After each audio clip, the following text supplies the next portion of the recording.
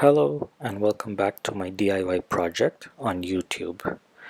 In the last video, which was the first part of this project, I showed how I did most of the preparation for my at-home car wash enclosure.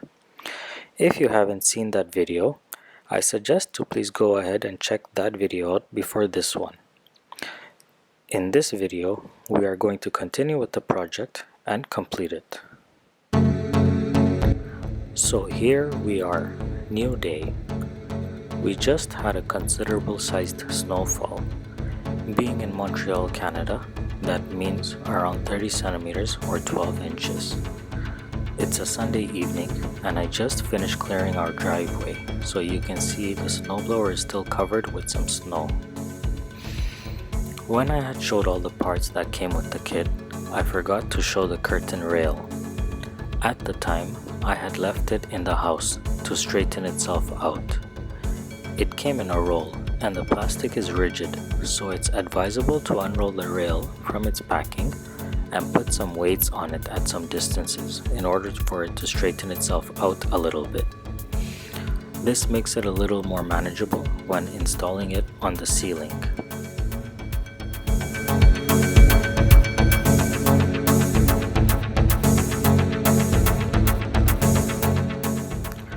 Let me show you how the bracket clips onto the curtain rail before we go ahead and do the actual install.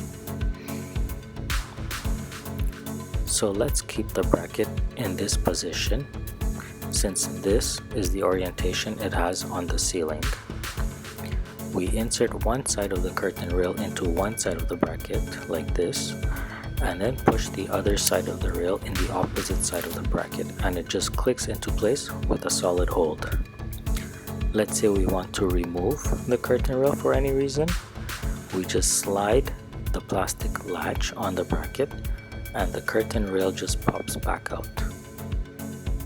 This makes for a reusable system for any kind of modification one would like to do in the future.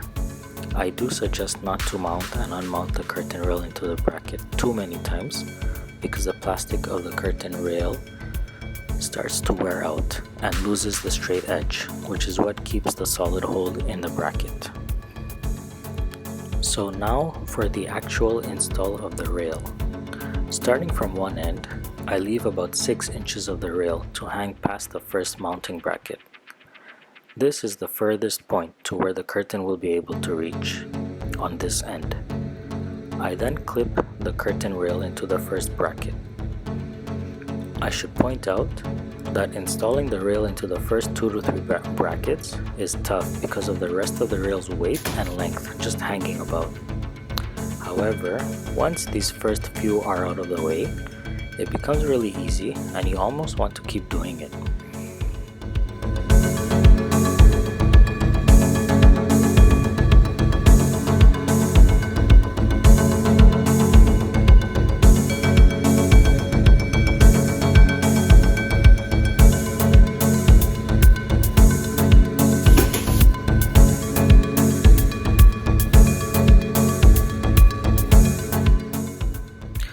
There was a plastic shrink wrapping that covered the whole length of the curtain rail.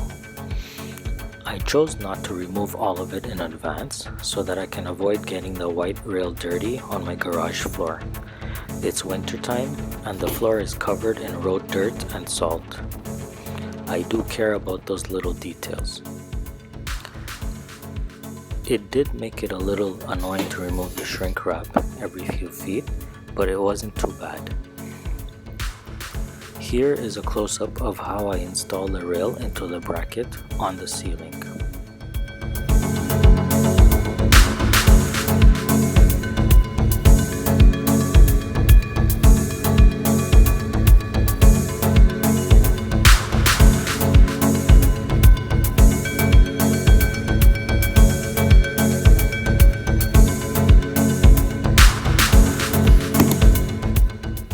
There we have it, locked into place. Now moving on to the rest of the install.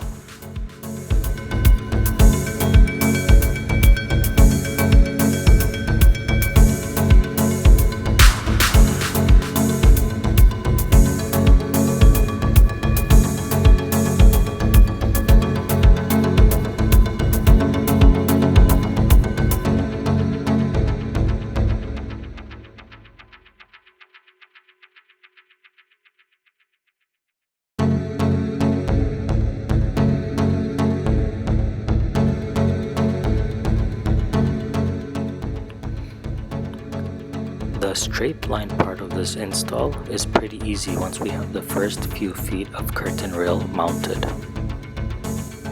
Once I got to the first bend, however, I had to slowly bend the rail into a position suitable enough for it to be inserted into the bracket on the ceiling. I did the same for the second bend also. One of the reviews on Amazon mentioned that using a heat gun helps, but I did not use this as yet. However, once the rail was locked into the brackets before and after the bend, I felt like the brackets were under a lot of load.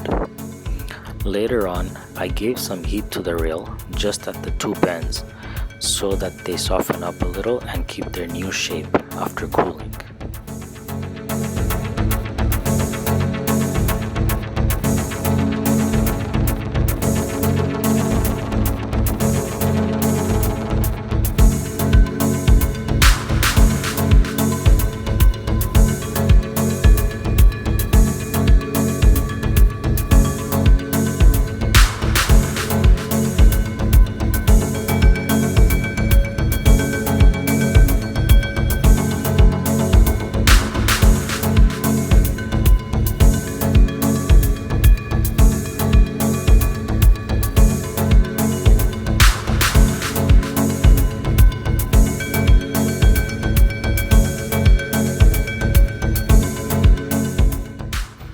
Because right now I was installing the longer curtain rail, I wanted to keep this one as one piece.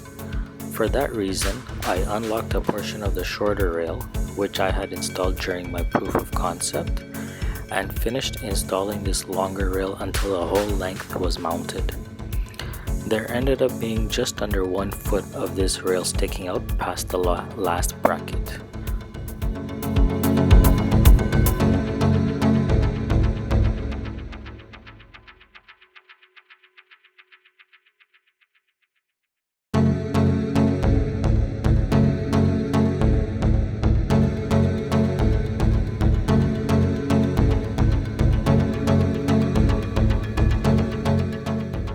Something to note here, when I was installing the brackets to the ceiling, I had left 2 brackets on this bend just a little loose since I knew they were not going to remain at 90-degree angles to the rear and to the side of my garage. I knew that they will have to be turned just a bit in order to accommodate the rail around the bend. Now that I have the rail locked into the brackets and their position is final, I have to tighten their screws all the way, which is what I just finished doing. Here are the 2 bends. This bend has a bracket at its radius, whereas the other bend only has brackets on the straight portions of the rail. Later, I decided I should reinforce this bend by installing an additional bracket. Now for the connection of the 2 rail sections. I thought this would be an easy step as part of the whole project, but this probably turned out to be the most complicated portion. I marked where I wanted to make my cut on both rails. I had decided I would make the cut where the 2 ends would meet within a bracket. To explain this, when making the purchase on Amazon, I had posed the question as to how 2 curtain rails would attach to each other since this was advertised. Apparently, there is no connection piece, but another buyer of the product gave me a suggestion. If the 2 ends would be placed within one bracket, then the rollers would roll from one rail to the other without issues, and that the curtain rail was sturdy enough plastic to not move around. I took the suggestion and applied it. So here is the mark for the cut on one rail, and here is the mark on the other rail. Now I am making the cuts on the rails. It is suggested, I think, in the instructions to use a hacksaw for this part of the job, but I have a rotary tool, so I used it to make my cuts. I actually tried the hacksaw later and ended up preferring it over the rotary tool. Sometimes hand tools win over fancy tools.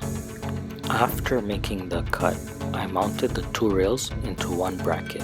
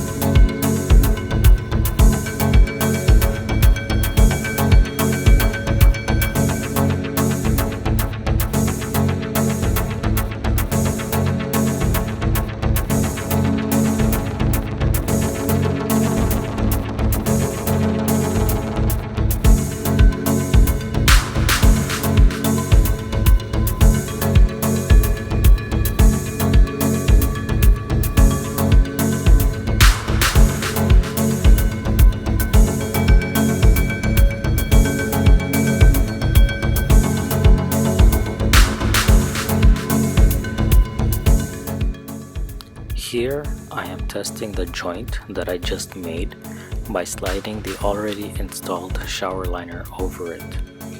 As you can tell, while going over it a couple of times, I realized the joint isn't as smooth as I would like it to be, and I was not at all satisfied. The problem was that the end of one rail still had a slight curve in it, and this did not let it align with the second rail, which led to a very little offset. The curtain rollers would get stuck at this point and need a pull to go over. I had to do something to make that joint smooth, otherwise it would be a nuisance to go over that section every time I opened and closed the curtains. It was not anywhere near an end section where I can avoid the situation. Either way, for this being a new install, I was not going to let it be. The one thing that I questioned when purchasing the system was about joining the two rails together. As I had mentioned, another customer gave the suggestion to have the two rail ends meet within a bracket. Since this did not work out, I thought there should be an actual part that would join the two ends together and hold them. After looking for options, I realized I had an answer that came with the kit. After a modification, I could use this plastic end piece and modify it a bit to turn into a connector for the two rails. From installing it already on the end section, I knew this part had a strong hold on the rail. It needed to be spread slightly using a screwdriver in order for it to slide onto the rail. What I thought of was that I can cut the bottom part of this plastic piece and the closed end of it. That way it would turn into a T-connector. I used my cutting knife to see if it would go through this plastic. I know this isn't a safe way to go about the job, but I felt like I knew what I was doing.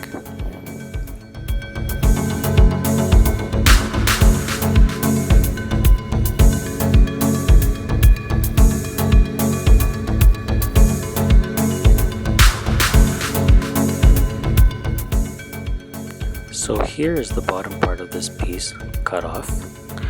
The knife went through it pretty easily, and just as easily, I cut off the closed end of the piece.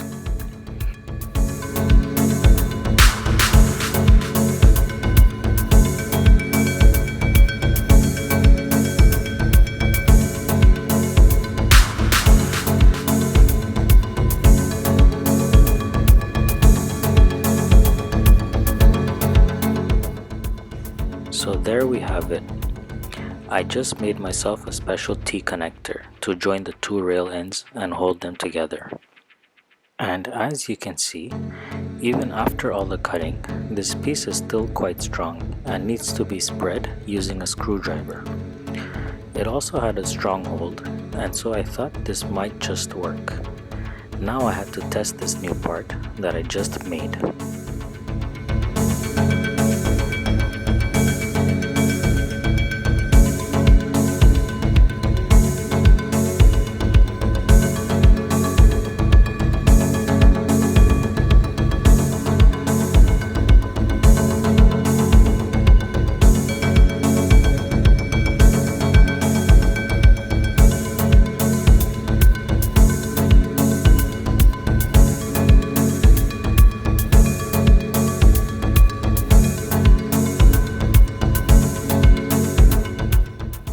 In order to install this, I just had to slide this connector onto one of the rails at the joint, line up the other rail, and slide half of the connector onto the other side. I now had an almost professional looking joint, as if it came as part of the kit. I really wish it did. You can see now, with the joint installed, the curtains slide over much more freely than before. After testing this a few times, it almost felt like the joint was not there.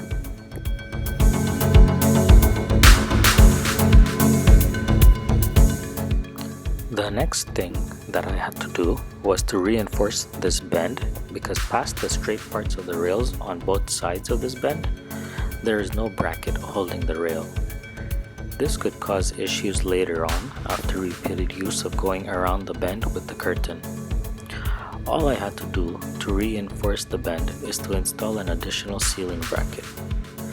To have it in the exact position, I first attached the bracket to the rail and then marked the place on the ceiling where I would be screwing it in. After moving the bracket to the side, I drilled the hole on the ceiling, inserted the wall plug, and then brought back the bracket into place so I could fasten the screw. This completed the install of the final bracket, and the curtain rail was fully mounted onto my ceiling.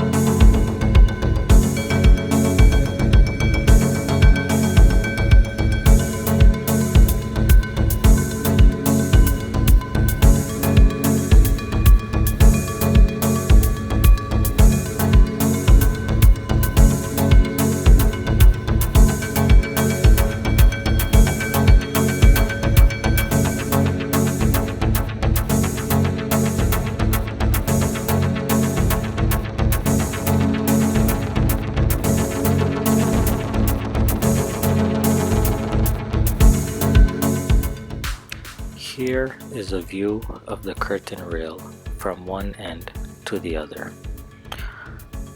From what I see, it turned out as well as I had planned.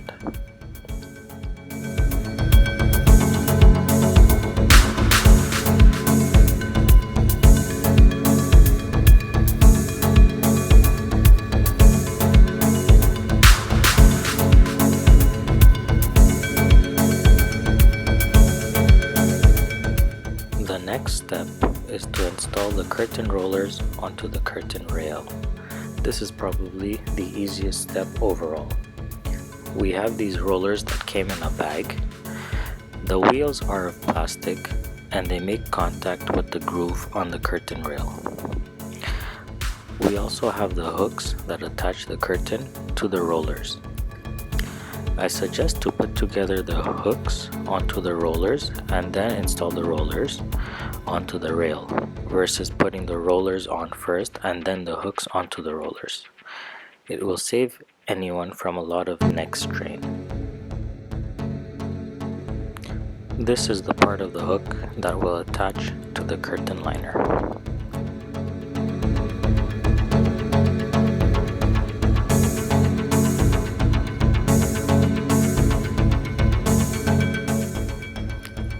So let's start with installing these rollers on the curtain rail. For preparation, we still have to remove this end cap, which is at one end of the curtain rail.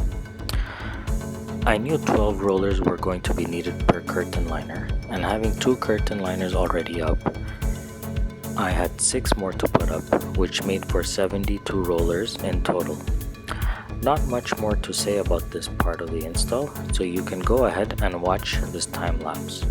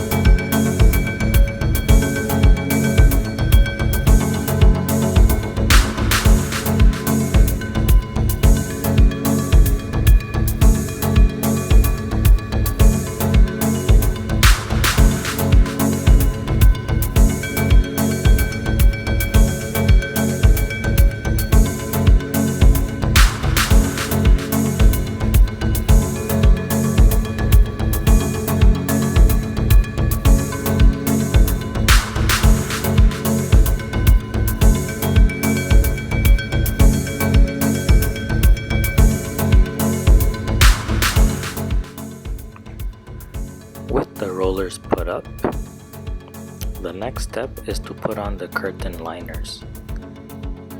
Here is the curtain liners package, which I am opening up. This is the other item which needs to be purchased along with the curtain rail kit for this project.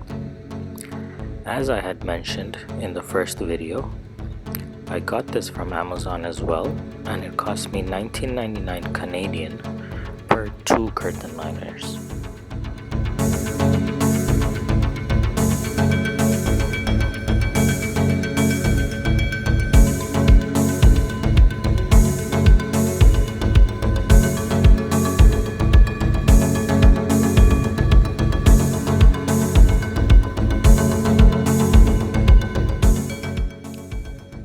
To start putting the curtain liners up, I brought curtain liner number 2 closer to where I was working. This is so I could connect the next curtain liner to this curtain liner. I had made the decision to join 2 curtain liners by overlapping them by 1 hole and hooking them together this way. If I did this, the whole perimeter of my garage would be covered by the 8 curtain liners. I continue to hook the curtain liners one by one, overlapping them between each other. Here is another time lapse to show how it was all being done.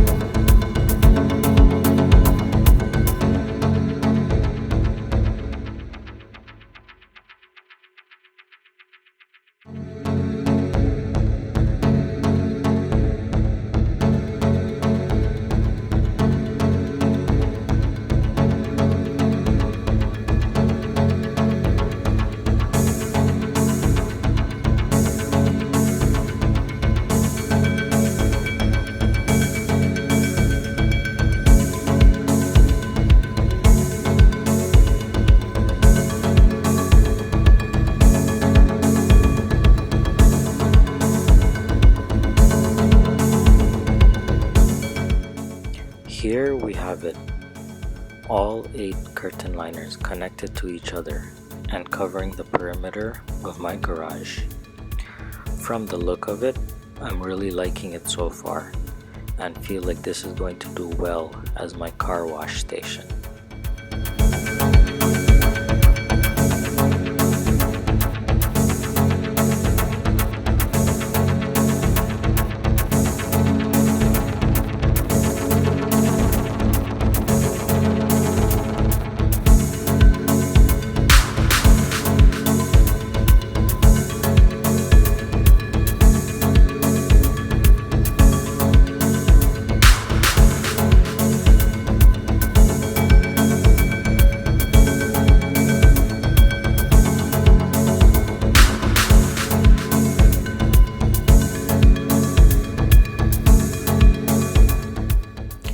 Here is one of the connections between 2 curtain liners. They are all partially open like this, and I am expecting that during a wash, they stay closed due to the overlap I kept.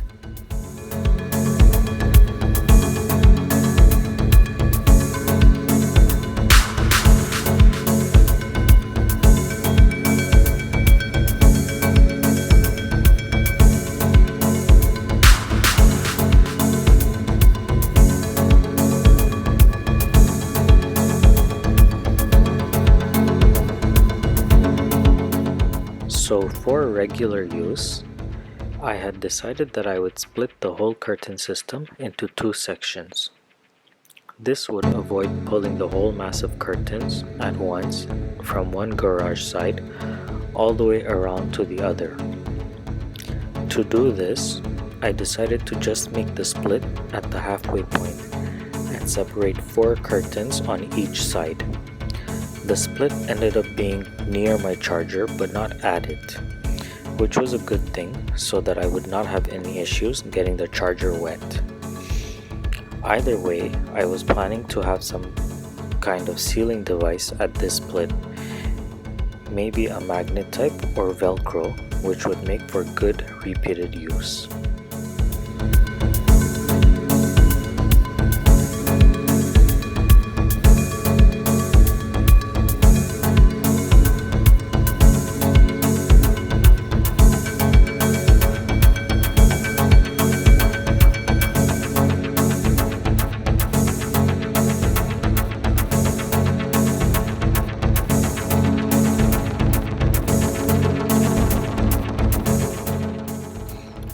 Here is how I would have the curtains in their fully closed position when I want to stow them away. And here is a demo of how I would open the curtains fully using the halfway split when I want to use them. So that's it, guys. This is my new car wash enclosure or car shower fully completed. It is ready to use for my first proper winter car wash at home, and I can't wait to try it out on my car. As I had said before, I had been wanting to make this since last year, and finally I got to do it now. I hope these 2 videos explained in sufficient detail on how to replicate this in your garage if you liked my idea. It would help you to protect the interior of your garage while letting you use water in full force when washing your car. By the way, this is my first ever YouTube video, so if you find any issues in the presentation or editing, please excuse me. If you like the content, that will make me want to continue making more videos. I do plan to make more videos using this car wash enclosure, like doing a review on the overall system, discussing the good and the bad, improvements that I would like to make, and I also plan to make a few videos showing how I wash my car in this enclosure. If you have anything to say about the project I just completed or the video, please mention them in the comments section. Please like this video and do subscribe to my channel. I have a list of DIY projects which I will be working on over this year, and I plan to make informative videos like this one on each of those projects. This is what the channel will be about mostly for now. Once again, Please like the video, leave your comments, and subscribe. Thank you and take care.